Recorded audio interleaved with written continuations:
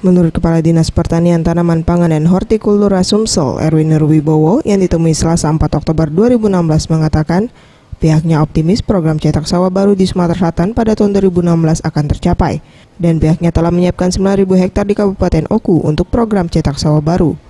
Selain meningkatkan produksi padi, Distat Sumsel tengah mencoba kembangkan produksi bawang merah di Kabupaten Oku, Muara Enim, Musirawas, dan Oku Selatan.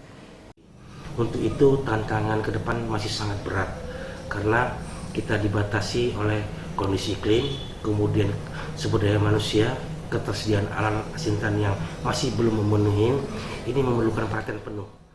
Berdasarkan data Dinas Pertanian Sumsel, di tahun 2014 Sumsel menghasilkan 3,6 juta gabah kering giling, sementara di tahun 2015 sebanyak 4,2 juta ton gabah kering giling.